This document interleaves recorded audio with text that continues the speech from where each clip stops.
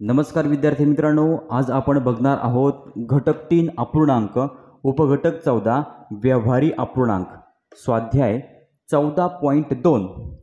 प्रश्न पहिला, पुढील पर्यायातील अचूक अपूर्णांकाची चढत्या क्रमाने मांडणी केलेला अचूक पर्याय कोणता?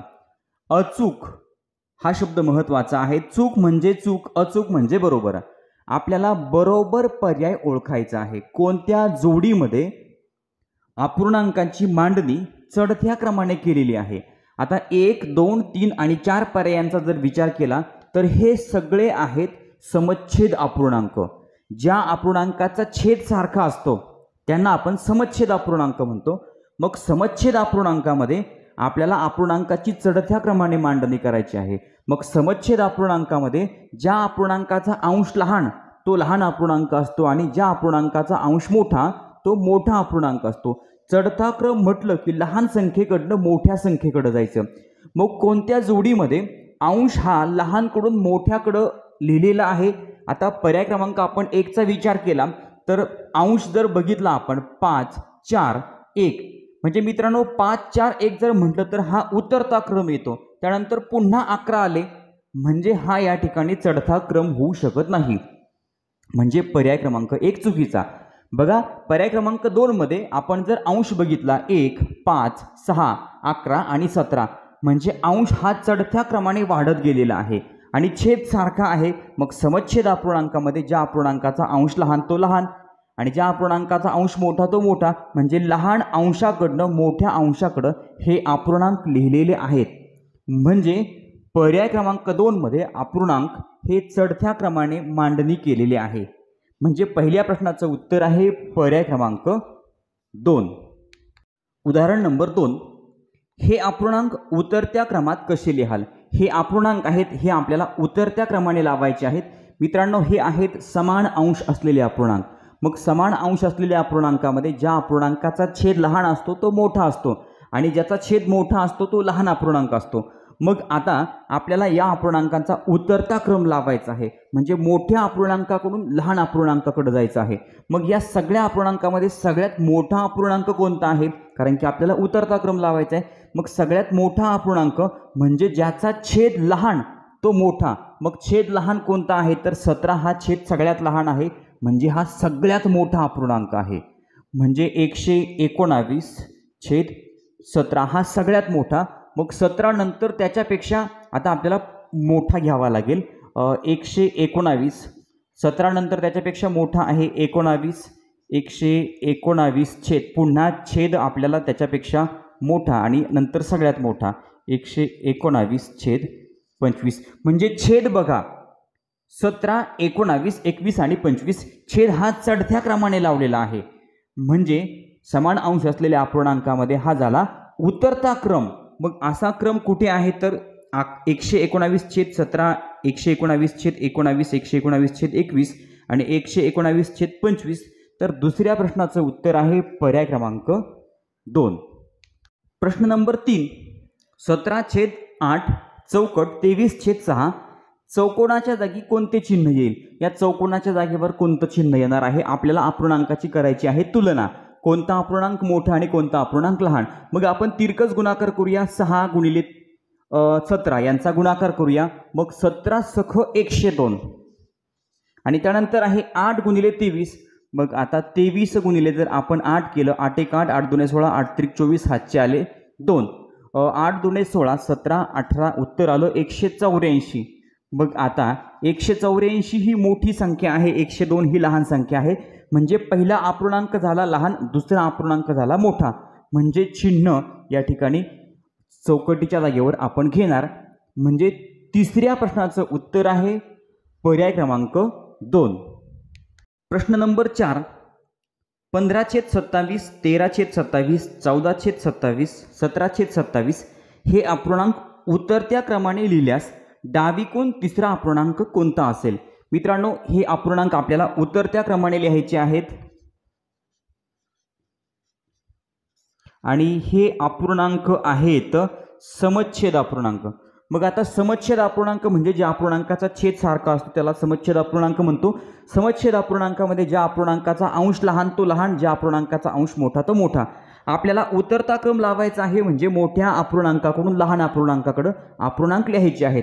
मग सगळ्यात मोठा अपूर्णांक कोणता आहे तर ज्या अपूर्णांकाचा अंश मोठा तो मोठा, म्हणजे 17/27 हा सगळ्यात मोठा अपूर्णांक आहे. आता लहान लहान अपूर्णांक लिहित जायचं म्हणजे ज्याचा अंश लहान तो लहान, म्हणजे त्यानंतर 15, त्यानंतर येणार 14, 14/27, त्यानंतर येणार 13/27. मित्रांनो अपूर्णांक आपण उतरत्या क्रमाने लिहिलेले आहेत. आपल्याला प्रश्न विचारलाय उतरत्या क्रमाने लिहिल्यास डावीकून तिसरा अपूर्णांक, म्हणजे मित्रांनो हे उजवीकून आणि डावा हात म्हणजे डावीकून, डावीकून 1 2 3, डावीकूण तिसरा अपूर्णांक आहे 14/27, म्हणजे चौथ्या प्रश्नाचं उत्तर आहे पर्याय क्रमांक 3 14/27. प्रश्न नंबर 5, 11/7, 11/5, 11/9, 11/8, 11/6 हे अपूर्णांक चढत्या क्रमाने लिहिल्यास मध्यभागी कोणता अपूर्णांक येईल. मित्रांनो अपूर्णांक दिलेले आहेत आपल्याला, या अपूर्णांकांचा आपल्याला चढता क्रम लावायचा आहे. हे अपूर्णांक आहेत समान अंश असलेले. समान अंश असलेल्या अपूर्णांकामध्ये मित्रांनो उलट क्रम असतो, म्हणजे चढता क्रम असेल तर छेदांचा आपण उतरता क्रम लावायचा आणि उतरता क्रम असेल तर छेदांचा चढता क्रम लावायचा, म्हणजे एवढं लक्षात ठेवायचं. मग आता हे अपूर्णांक आहेत समान अंश असलेले, यांचा लावायचा आहे आपल्याला चढता क्रम, म्हणजे या ठिकाणी समान अंश आहेत फक्त छेदांचा आपण उतरता क्रम लावायचा. छेदांचा उतरता क्रम म्हणजे सगळ्यात मोठा अपूर्णांक अगोदर घ्यायचा, म्हणजे सगळ्यात मोठा अपूर्णांक म्हणजे घेताना आपण लहानच अपूर्णांक घेणार पण ज्याचा छेद मोठा असतो तो लहान असतो. मग सगळ्यात मोठा छेद कोणता आहे तर तो आहे 9, 11/9.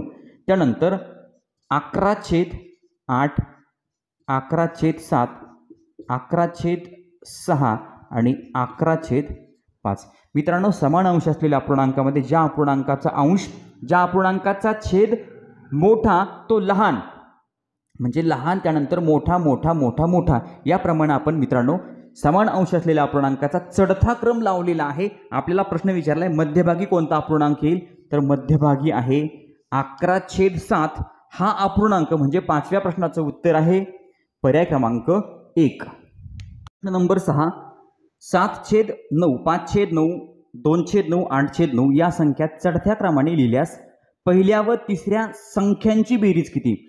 मित्रांनो हे अपूर्णांक आपल्याला चढत्या क्रमाने लिहायचे आहेत आणि पहिल्या व तिसऱ्या संख्यांची बेरीज किती. आता हे अपूर्णांक आहेत समच्छेद अपूर्णांक. समच्छेद अपूर्णांकामध्ये जर आपल्याला चढता क्रम लावायचा असेल तर ज्या अपूर्णांकाचा अंश मोठा तो मोठा, ज्या अपूर्णांकाचा अंश लहान तो लहान. मग आता चढता क्रम म्हटलं की लहान अपूर्णांकाकडून मोठ्या अपूर्णांकाकडं, म्हणजे 2/9 हा सगळ्यात लहान अपूर्णांक आहे, त्यापेक्षा 5/9, त्यानंतर आहे 7/9 आणि त्यानंतर आहे 8/9. मित्रांनो या ठिकाणी अपूर्णांकाचा आपण चढता क्रम लावलेला आहे. आपल्याला विचारले पहिल्या आणि तिसऱ्या, म्हणजे हा आहे पहिला अपूर्णांक, त्यानंतर हा आहे तिसरा अपूर्णांक. पहिल्या व तिसऱ्या संख्यांची बेरीज, थोडक्यात ह्या दोन संख्या आहेत त्यांची आपल्याला बेरीज करायची. समच्छेद अपूर्णांकाची बेरीज करणं अतिशय सोपं आहे. 2/9 अधिक 7/9. छेद सारखा आहे फक्त अंशाची बेरीज होणार, म्हणजे 2 अधिक 7/9. 2 आणि 7 झाले 9, 9/9. मित्रांनो 9/9 अंश आणि छेद सारखा असेल तर आपलं उत्तर 1 येतं. 9 1 9. आपलं उत्तर आहे 1. बेरीज मिळाली 1, म्हणजे 6व्या प्रश्नाचं उत्तर पर्याय क्रमांक 1. प्रश्न नंबर 7, पुढीलपैकी कोणता अपूर्णांक दिलेल्या अपूर्णांकांपैकी 2 अपूर्णांकांपेक्षा लहान आहे व 2 अपूर्णांकांपेक्षा मोठा आहे. मित्रांनो आपल्याला 1 2 3 4 आणि 5 अपूर्णांक दिलेले आहेत. मग आता या अपूर्णांकामध्ये कोणता अपूर्णांक दिलेल्या अपूर्णांकांपैकी 2 अपूर्णांकांपेक्षा लहान व 2 अपूर्णांकांपेक्षा मोठा आहे. आपल्याला पर्यायांचा वापर करावा लागेल. पर्याय क्रमांक 1 आहे 4/6, म्हणजे 4/6 अपूर्णांक या सगळ्या अपूर्णांकांसोबत तुलना करून बघायची. मग 4/6ची आपण या अपूर्णांकांसोबत तुलना केल्यानंतर 4/6 हा अपूर्णांक 2 अपूर्णांकांपेक्षा लहान आणि 2 अपूर्णांकांपेक्षा मोठा आहे का ते आपल्याला ओळखायचं. मग कोणता पर्याय आहे तो. मग आता पर्याय क्रमांक आपण 1 घेतला 4/6. मग सुरुवातीला बघा 3/4 हा 3/4 घेतला. त्यानंतर पर्याय क्रमांक 1 4/6. बघा पर्याय क्रमांक 1 ची आपण प्रत्येक अपूर्णांकासोबत तुलना करतो, म्हणजे हा आहे 3/4 आणि त्यानंतर 4/6 म्हणजे पर्याय क्रमांक 1. यांची तुलना केली आपण 6×18 4×16. मग आता 6×18 इथे आणि 4×16 उजव्या बाजूला. मग मोठा अपूर्णांक आहे 18. त्याप्रमाणे 6/7 2 नंबरला 6/7 घेतला, पुन्हा त्याची तुलना पर्याय क्रमांक 1 सोबत, मग 6 6 36 7 चोक 28, पुन्हा 36 हा अपूर्णांक आपल्याला म्हणजे पहिला अपूर्णांक मोठा मिळाला। त्यानंतर पुन्हा 4/5 घेतला आणि याची तुलना पर्याय क्रमांक 1 सोबत म्हणजे 4/6 सोबत तुलना केली। 6 चोक 24 5 चोक 20 मोठा अपूर्णांक मिळाला 24 म्हणजे या ठिकाणी 4/5 हा मोठा अपूर्णांक आहे। पुन्हा 2/8 घेतला, आता 4/6 घेण्याची आवश्यकता नाहीये, पुन्हा घेतला 2/8 आणि ह्या 2/8 ची तुलना पुन्हा 4/6 सोबत म्हणजे पर्याय क्रमांक 1 सोबत केली। 6 दुने 12 आणि 8 चोक 32 मोठा अपूर्णांक मिळाला 32 म्हणजे 4/6 अपूर्णांक मोठा मिळाला। आता या ठिकाणी जर बघितलं तर हे मोठं चिन्ह म्हणजे 1 2 3 3/4 म्हणजे 4/6 पर्याय क्रमांक 1 हा अपूर्णांक आपल्याला 3 वेळेस लहान मिळाला आणि 1 वेळेस मोठा मिळाला। 3 वेळेस बघा या ठिकाणी लहान चिन्ह आहे 3 वेळेस आणि एका वेळेस मोठं चिन्ह आहे म्हणजे पर्याय क्रमांक 1 आहे चुकीचा। मित्रांनो पर्याय क्रमांक 2 आपण त्याचप्रमाणे करणार, या सगळ्या अपूर्णांकाची तुलना 4/5 सोबत करणार। बघा सुरुवातीला 3/4 आणि त्यानंतर पर्याय क्रमांक 2 4/5 तुलना केली, 15 आणि 16 आपल्याला मोठे आहेत म्हणजे दुसरा अपूर्णांक मोठा मिळाला। पुन्हा 6/7 आणि 4/5 म्हणजे पर्याय क्रमांक 2 5 6 30 आणि 7 चोक 28 30 मोठा अपूर्णांक पहिला अपूर्णांक मोठा आहे। पुन्हा 4/6 म्हणजे हे 4/6 आणि याची तुलना पुन्हा पर्याय क्रमांक 2 सोबत म्हणजे 4/5 5 चोक 20 आणि 6 चोक 24 म्हणजे दुसरा अपूर्णांक मोठा मिळाला। पुन्हा 8 चोक 32 आणि 5 दुणे 10 म्हणजे 5 दुणे 10 अगोदर घेणार, 8 चोक 32 नंतर 32 हा अपूर्णांक म्हणजे दुसरा अपूर्णांक मोठा आहे। आता पर्याय क्रमांक 2 मध्ये काय झाले तर या ठिकाणी 4/5 म्हणजे पर्याय क्रमांक 2 हा अपूर्णांक 1 2 आणि 3 वेळेस मोठा आहे आणि 1च वेळेस लहान आहे। बघा 1 2 आणि 3 वेळेस मोठा आहे आणि 1 वेळेस लहान आहे म्हणजे पर्याय क्रमांक 2 सुद्धा चुकीचा। आता पर्याय क्रमांक जर मित्रांनो आपण 3 घेतला, याच पद्धतीने आपण तुलना करणार, या सगळ्या अपूर्णांकाची तुलना आपण 3/4 सोबत करणार। बघा 3/4 3/4 3/4 आणि 3/4 सोबत तुलना केली तर आपल्याला या ठिकाणी काय दिसते 2 वेळेस मोठं चिन्ह आहे। बघा 3/4 कडे 2 वेळेस लहान चिन्ह आहे आणि 2 वेळेस मोठं चिन्ह आहे म्हणजे मित्रांनो 7व्या प्रश्नाचं उत्तर आहे पर्याय क्रमांक 3 3/4 हा अपूर्णांक दिलेल्या अपूर्णांकांच्या 2 अपूर्णांकांपेक्षा लहान आहे आणि 2 अपूर्णांकांपेक्षा मोठा आहे। मित्रांनो तुम्ही या ठिकाणी हे सविस्तरपणे बघू शकता, व्हिडिओ खूप मोठा होतोय म्हणून मी या ठिकाणी थोडं वेळेवर आटपून घेतोय। 7व्या प्रश्नाचं उत्तर आहे पर्याय क्रमांक 3। प्रश्न नंबर 8 12/19 12/25 12/29 12/37 हे अपूर्णांक चढत्या क्रमाने लावले असता शेवटून दुसऱ्या क्रमांकावर कोणता अपूर्णांक येईल? मित्रांनो आपल्याला समान अंश असलेले अपूर्णांक दिलेले आहेत, या अपूर्णांकांचा आपल्याला चढता क्रम लावायचा आहे।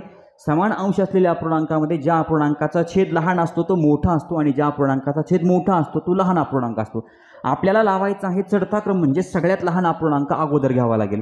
मग सगळ्यात लहान अपूर्णांक म्हणजे कोणता? ज्या अपूर्णांकाचा छेद मोठा तो लहान अपूर्णांक म्हणजे 12/37 हा सगळ्यात लहान अपूर्णांक झाला।